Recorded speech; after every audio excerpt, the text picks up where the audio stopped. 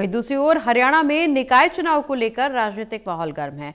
Bharatiya Janata party के प्रदेश अध्यक्ष मोहनलाल ब्रौली ने सोनीपत में निकाय चुनाव को लेकर कांग्रेस पर निशाना साधा।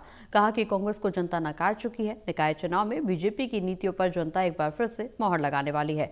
चुनाव को लेकर पार्टी की तरफ से जिम्मेदारियां लगाई गई हैं और हर कार्यकर्ता चुनाव के लिए तैयार है।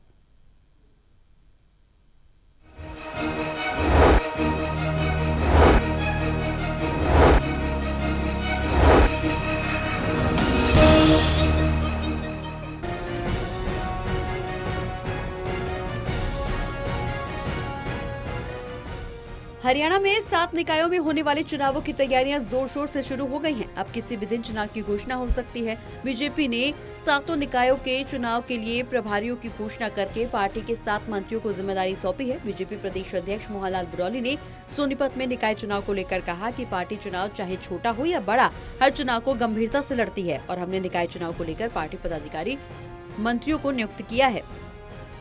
45,000 सक्रिय कार्यकर्ता है और वो कोई भी चुनाव लड़ सकता है। सबके लिए दरवाजे खुले। नरेंद्र मोदी जी की कल इतवार को आप देखेंगे 130वीं मन की बात है और प्रत्येक बूथ पर हमारा ये कार्यक्रम रहता है।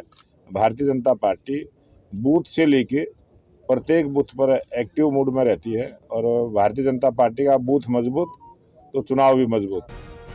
बीजेपी प्रदेश अध्यक्ष ने कांग्रेस पर निशाना साधते हुए कहा कि कांग्रेस को जनता ने पहले ही चुनाव में नकारने का काम किया है। निकाय चुनाव में भी कांग्रेस का हाल यही होगा। बीजेपी अध्यक्ष ने कहा कि भारतीय जनता पार्टी हर बूथ पर मजबूत है, यही हमारी जीत का आधार है और आज हरियाणा की जनता बीजेपी की नीतियों से खुश है। कांग्रेस तो हमेशा कहती रही है, लेकिन वो तो देश की जनता ने आशीर्वाद देना है, हरियाणा की जनता ने आशीर्वाद देना है और हरियाणा की जनता का आशीर्वाद भारतीय जनता पार्टी सर हरियाणा कोई बयान देते ही नहीं है। वो तो एक कोई स्वाभाविक सी किसी घटना का वो जिक्र कर देते हैं, कोई ऐसी बात नहीं है।